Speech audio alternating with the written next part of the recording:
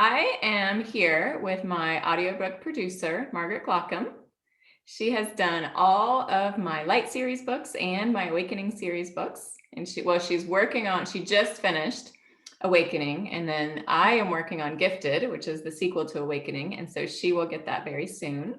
And it has just been a pleasure. Now we've worked together for 6 books, and I thought you all might like to meet her. So, hi, everyone. yes. Can you just tell us a little bit about yourself? And you are actually a trained actress. And so I was wondering how you got into that, and then how you transitioned to voice acting. Yeah. Well, and I don't know if it's showing up on the audio, but please ignore the lawnmower that's gonna start coming outside. We can't hear it. As a audiobook recorder, you notice these sounds really well. And you're like, no, I have to redo that scene. Yes. So I'm Margaret, and I got into acting at a young age when my sister was doing theater and whatnot, and I wanted to do what she did because she's my older sister. Mm-hmm. And then she decided she wanted to stop, and it was too late for me. I fell in love with it, and here we are. Yeah. So yes, I went to Western Oregon, and I got my BFA in theater. And I found my way into voiceover through a friend. We were in an acting group that a few of us started and independently, and just to practice, hone our skills, keep things fresh. And she had done an enormous amount of research on voiceover and how to get started in audiobook recording, and down to like mics and portaboos and all of these pieces. And she just offered me the information. She had written it up. I mean, she's a great note taker. So she had written it all up, and she said, here, yeah, if you want to start, go ahead and do that and check this out. And so that's how I got started in it. And it was kind of just an offering from God almost, you know what I mean? Where it's just put in your path. I didn't seek it out. It came to me, and then I followed the lead. Yeah. Well, that's like me in writing. I didn't seek it out. It just sort of came to me, and here we are many books later. But so is it, I do get asked this question about sort of audiobook stuff, and I don't know the answer. Is it a lot of equipment? Is it sort of a simple microphone or a more complex microphone, or? Just starting out, you can go pretty simple. Okay. I mean, there are great YouTube videos out there of how you can make your closet into your booth. Okay. And so you can go pretty simple.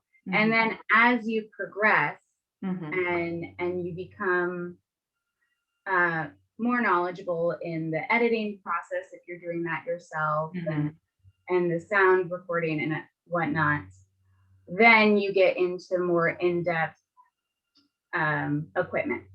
Okay.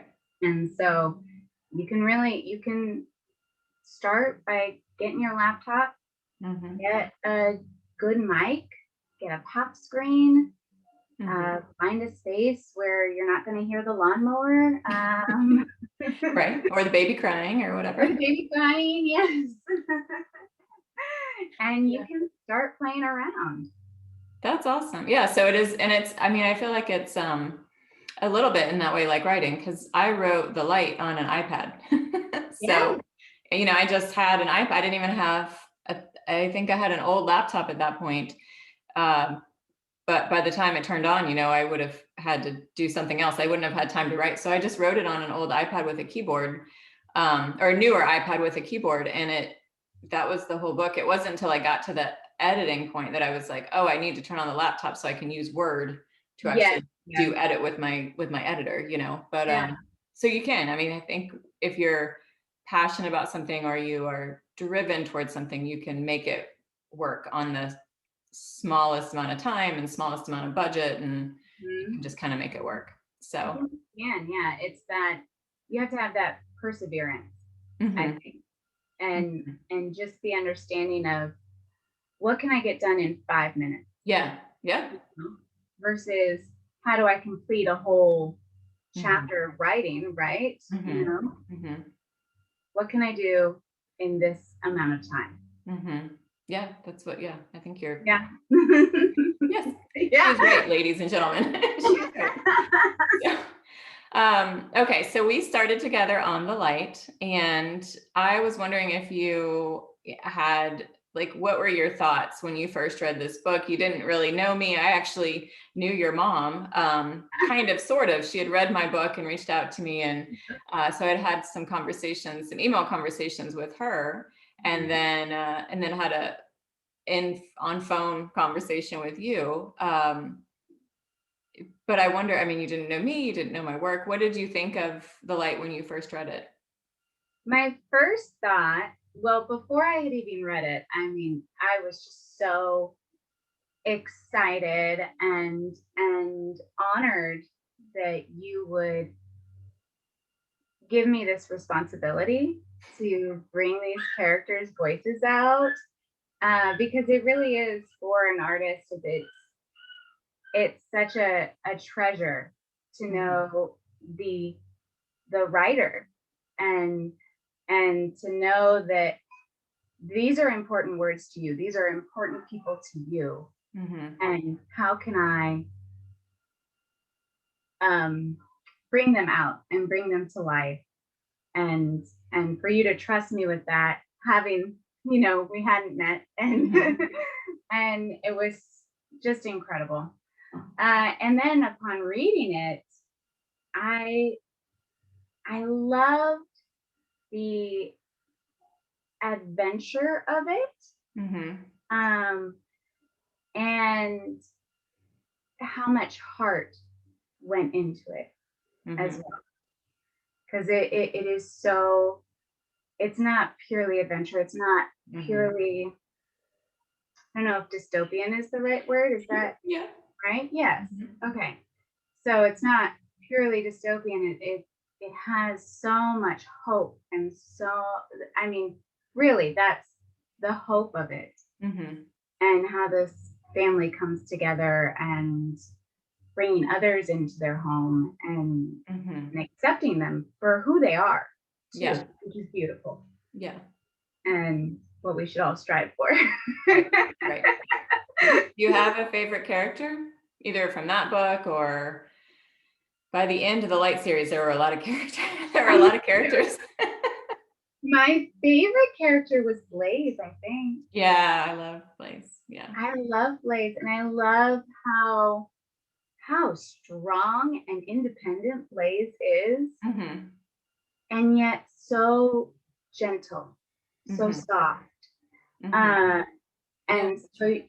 you get this beautiful woman Mhm, who has this survival mhm. mentality, Yeah, right? yeah. Um, and know-how to Mhm. her, and she didn't have to learn it the really hard way.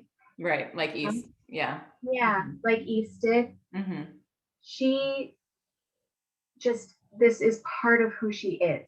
mhm, So she has all of this strength to her, and yet she can also still have that very soft, gentle, mhm. like, there are parts where you're like, you're a bunny, Yeah, Blaze, you're just a bunny. yeah. Well, and your voice for Blaze was probably my favorite too. So that's interesting that you picked her as your favorite, because you did her voice so well that now that registers in my mind, like, oh, that's probably why that voice out of all the voices kind of came through most Yeah. truthfully, I guess, most like personal, or I just loved your voice for Blaze because you Oh, captured it perfectly. It was, this happy, joyful person that could totally take you out if she needed to, but yeah. she doesn't want to. She didn't want to, but she could. But she could. Yeah, and that's totally who she was. Very strong, very independent, very countercultural in that way, like in the sense that like she didn't fit a specific mold.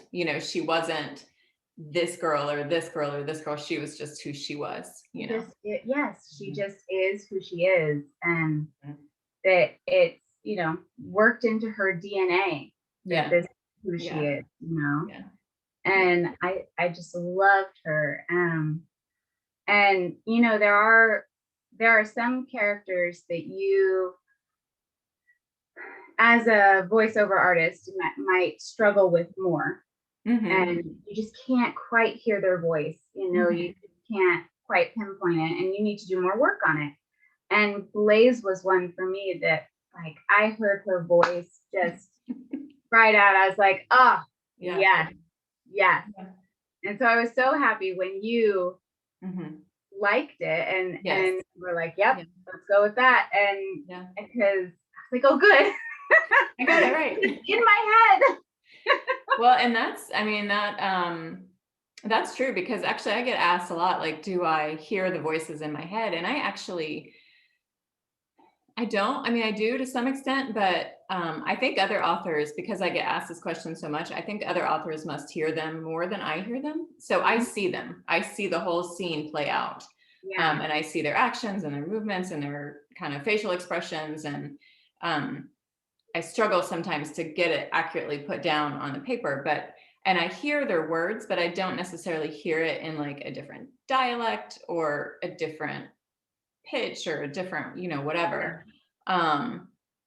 And so when you ask me about voices, I can kind of be like, well, this person's educated, or this person's not as educated, or this person's, this age, or I don't give you a ton of feedback. I give you some, and I can recognize when it's not right, like when you send me an example and I'm like, no, that's not quite right.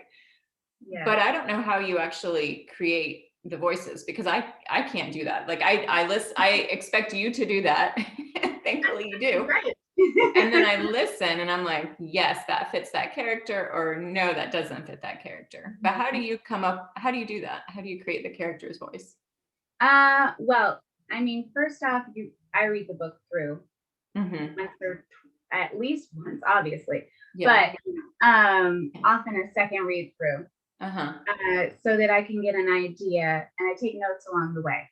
So I get an idea of age, I get an idea of background, things like that. Even to likes and dislikes. How do other characters see them? How do they see themselves? And then from there, it's you can explore in different ways. You can explore how they stand, and because that's going to change how your voice is dependent upon how you stand. Because the whole instrument is connected. And so there's that element. One thing that I find very helpful for me, though, is to find people in my own life, or find characters from movies or TV, actors who commonly play a type of role.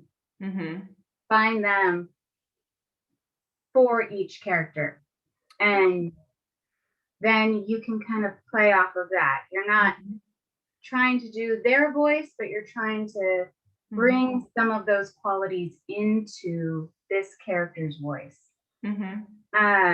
And that is really helpful for me, because then when I'm reading it and I'm going through and I'm Bria. Oh, now I'm Blaze. Okay. Oh, Blaze reminds me of this person. So I can draw back on that memory of that person and work through it that way so that you're not, oh, I have to stop and really think about what was this voice. That would take you a long time then if you had to, if you had to do that at every transition. Yes, exactly. And then you kind of lose your flow, and Mm-hmm.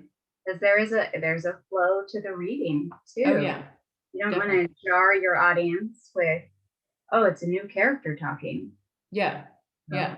No, that's, I had not thought about that. I had not thought about just every single voice transition is a sort of a cognitive transition in your head, like you're having to switch between people to get the voices right.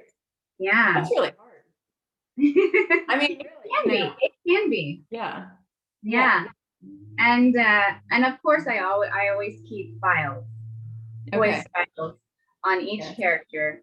Yeah. So if I don't have a character, I have a character who showed up in book 1 and now they're in book 3. Right. What was that? Right. What did that sound like? What exactly did you do? So you go back and listen to it ahead of time before reading your chapter and play through it. Do you have any, so you sort of draw on the memory or the thought of somebody you know or have seen in real life. So that's kind of how I think I've heard some people like switch hats or do kind of silly, not silly, but has their own trick. their method. Yeah. Yeah. Okay. But so for you, it's like sort of thinking of a specific person that you kind of know or know. Yeah. Yeah. Or it's a way someone might stand. Okay. Juliet. Yeah. Kind of bring hands together, and it's like more of a meek stance. Yeah. And so and different things work for different characters. For me. Yeah. So having something physical might work for Juliet, but for Bria, it was a little bit different. It had more elements to it, maybe.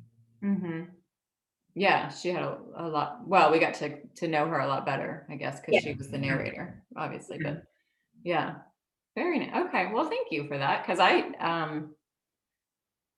have such. It's so nice. I just turn it over to you, and you just do it. And you send me. So the way that Margaret and I work, like she sends me sort of chapter by chapter, and I listen to it, and then I will give her sort of minute changes to make, like, especially if it's not a new character, if it's a character that we've done before, then it's tiny little changes, like, do this word differently or not. And I'm actually re-listening right now to all of Awakening before I post it, before I put it out there for everybody else to listen to. I'm re-listening to the whole thing. And so it's just nice. I don't have to put a lot of thought into it, because you do. I can just, it's been a joy to not have, there's absolutely no micromanagement, that's for sure. It's completely like, you're an artist, you're doing your thing, and I'm an artist over here doing my thing, and then we get to collaborate and create, these amazing audiobooks. So it's been incredible for me to be part of that. It's interesting to me to hear that you don't necessarily hear their voices, because sometimes I'll send you something and you know exactly how you want the cadence to go. Yeah, I know. Like a specific line. So it's not necessarily the voices, but you hear a cadence to the words written. Yeah. Yes. No, I hear it all spoken, but it's not differentiated. Yeah. Between, I think it's all maybe in my voice, maybe not in my voice, but it's all sort of one sound, but I hear all the words. But I feel like that's because I'm not good at differentiating sound, actually. So, music, I can't, I'm not very musical at all. And just even like foreign languages, I couldn't learn Spanish. I live in Florida and I got a C in Spanish every year. It's ridiculous. It's Latin based. It's not that hard, and I couldn't do it. So I think I just have like an actual, I feel like I have like an impediment somewhere in my brain. that I just don't differentiate sound very well. So Yeah. maybe that's why. I don't know. But you do hear the feeling. You hear Yes. Well, I the feel it all. right. I, Yeah. I feel all the emotion and I hear the words spoken, just not in different voices. I Yeah. guess. As So we would think of different voices. Yeah. yeah. As you know, your voice is different than my voice, and a Yeah. male's voice is different than our voice, and you know. But Yeah. and how is that doing like guy voices? I remember in the beginning you were like telling me how you've learned not to just do like a deeper voice, and that's not enough. Do it. Yes. Yes. Yes. Guy voices can be tricky. Um, but because I'm female. Uh, Right. um, but I do try to approach them the same way that I would approach a female voice. Hmm. And then I always try to take into account, okay, I have these two males in a scene. How are their tones different? Hmm. How are their cadences different? Josh has a Hmm. different cadence to him. He has a different energy to him. Hmm. I was thinking about him last night as almost like this Labrador. Yeah. They just love, and he loves, Yeah. So and sweet. So good. Yeah. yes, yes, and so you try to contrast that with Jonah, Hmm. who has such a grounded Hmm. um, sense Intensity. about him. Yes, Hmm. Hmm. yes, where he's not harsh, he's not, but you just feel his solid Yeah. quality. Yeah. No, very different characters for Yeah, sure. Yeah. yeah, but it can be tricky when you have, you know, a couple guys talking in one room and you're like, oh gosh, I hope this pans out. I should keep that in mind when I'm writing and not make it so tricky to do that. But I don't keep that in mind at all. That's okay. That's awesome. So one last question. What advice would you give to somebody that wants to be a voice actress or voice actor? I would say just Hmm. start playing. Uh, there, I mean, you can find out so much information online about, Hmm. a simple closet booth or Hmm. porta booths.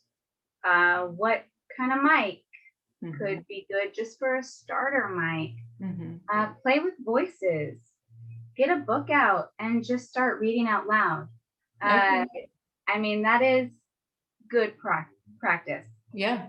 because Yeah. you it's different from reading in your head Yeah. and Yeah. getting a flow to your words and then bring life to your characters Hmm. and start practicing. And there are also some great forums Okay. online. Facebook has some great groups that you can join for voiceover artists, Hmm. and they've got a million questions answered just on those. Okay. Uh, and then coaching and training, Okay. no matter what stage of your career you are Hmm. at, Hmm. as long as you are open minded and Hmm. willing, you can learn something new. Okay. And, but if you're just starting out, start. Are there there's voice coaches, I'm assuming, like Yes, there are voice coaches. I Yes. know you've done a lot of acting classes and coaches for acting. Have you done any like specific voice coaching I or have done voice work, yes. okay. Um, and so, and you're going to draw on all of the training that you have. You're going to draw on your everyday life, observe people around you, start listening to the voices around you, Mm-hmm. and finding those distinctions Mm-hmm. within them. And Mm-hmm. then try it yourself. Okay. Try to mimic. Try, because that's how you're going to get new tools in Yeah. your tool. And that's how writing is too. I think when I was already kind of tuned into people as a psychologist before writing, but then actually, as a writer, I've sort of tuned in more to people and pay more attention to like, okay, so this person is doing this. Why are they doing that? And like, what's, to try to understand people better, to then bring those sorts of traits into my characters and kind of better understand people. So it sounds very similar, pay attention to the world around you and the people around you, and pull from that and bring it into your art. And yeah. And What I mean, about, oh, I was just gonna say, you can't draw on things that you don't know. right, So right. have experience, meet new people, observe the world. Yeah. Yeah. No, that's key.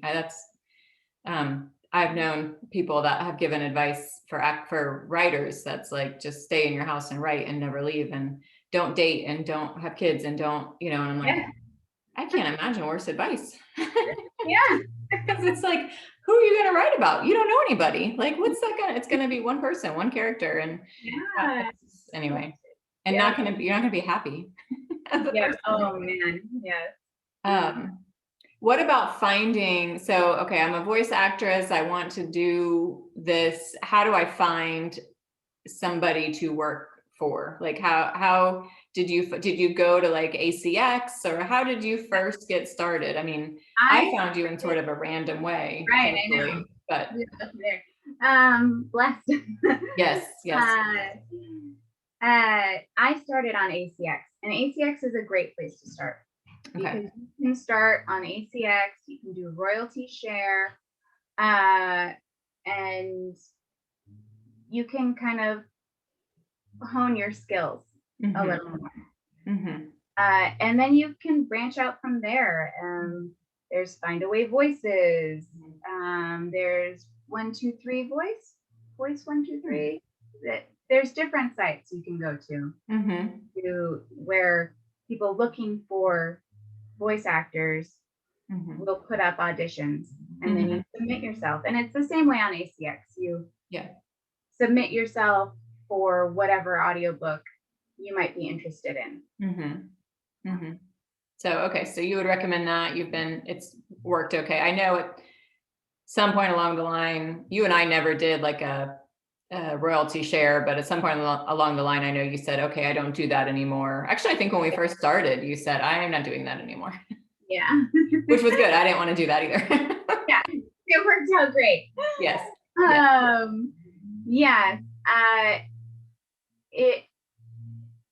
I'll be honest, there's a lot of work that goes into producing an audiobook. They estimate it takes about 3 hours for one finished hour. 3 to 4, depending on changes, depending on background noise, things like that. And so the editing process can be the bulk of your time that you're spending on this audiobook and mastering it and everything. And so when it comes to royalty share, it's a great place to start. It's a great place to kind of learn some new skills. And there are some great royalty share opportunities out there for books that will do well. Yes. But you really have to look for them. And the key to that, I think, is in marketing and whatnot. How much is the author willing to get the book out there? And things like that. So you kind of, it's a little bit of a gamble, because you're in all of this time, and you might not get paid. You might not get paid. So if you're starting, be careful. Pick a good writer, a good author to work with, and make sure that royalty share is great when you're starting out, or if it's the right book, it's absolutely great. But there are there are some pitfalls you might find. Yes. Yes. And read the book. Please read the book before you start working. I hear about artists who don't, and it doesn't, I mean, everyone has their own method. It might work for them. I'll say that. Right. But But please, you would suggest read the book. reading the book. I would suggest that too, because as an author, I would not want to work with you if you have not invested the time in at least reading the book once. Like, I need to know you want to do it. Up front. Yes, absolutely. That's a huge thing for me. Like, don't say you want to work with me if you haven't read the book in whatever capacity that might be. Yeah. And I mean, you do come across stories where you're reading the book and you're like, okay, this character, okay, I think it's like this, like this, like this. You get maybe halfway, almost towards the end, Mhm. and now the character is described as having an accent. And you're like, oh, well, I'm glad I read the book. Yeah. So I don't have to go redo that entire, redo the whole book, because yeah, that'd be awful. Yeah. Well, thank you, Margaret, so much. Do you have anything else to share? You've shared so much, so thank you. I love your books. Oh, thanks. I'm so excited for the next one. Thank you. You will be getting it, I'm hoping, actually this week, because I spent several hours this morning working on, so I finally written the ending to it, which took me a long time to get the ending for Gifted, but now I've got to make it all work. But yeah, so hopefully you'll be getting it this week, just to give me your feedback, and it'll go to my editor after that, and then you'll get it for real, probably in a month or two. I'm so excited. I loved reading Awakening, and on like an earlier draft. Yes, right? you did. Yes. And then reading it again when it came back, and I was like, yeah, I incorporate. I mean, I really do. I don't give my books to like everybody at that stage, but I have my sort of people that I know will be honest and who know my writing, who know my characters, and so I really do incorporate almost all of their suggestions at that point, so it's very valued feedback my beta readers give me, because I really want the books to be as good as they can be. And I need that feedback to do that. So I try to incorporate it. So I'm glad you were happy. Awesome. Yeah, I loved how it, it was good, obviously. Yes. Well, otherwise I would have been like, I'm good. No, it was good. And then to see where it grew to. Yes, it does. It's amazing to me too, how small changes make tremendous differences. And that's something that maybe some authors might struggle with, or something like, when you get feedback. I remember getting feedback on like my second book, and the person giving me the feedback was really like afraid, because it was kind of bigger feedback, and she was afraid. I was like, no, that's great. I can just like make these little changes here and here and here, and it changed the entire tone. And it did what she was recommending, which was the right thing to do. I can't even remember what it was now, but she was amazed that it wasn't that big of a deal. Like she thought it was really like detrimental feedback. And I was like, no, it's good. Just a few changes and we're all good, and you can just good on her for being brave. And, bringing that forward too. Yes, exactly. And I try to pick people that are going to be honest, because if you're not honest, the readers on Amazon will be honest. They'll be brutally honest. They will be brutally honest. So the more people I can get feedback from when I can make changes, the better. Yes. All right. Well, thank you. This has been so great. I so appreciate it. And I look forward to hearing Gifted very soon. Oh, I'm so excited. Bye. Bye, Jacqueline.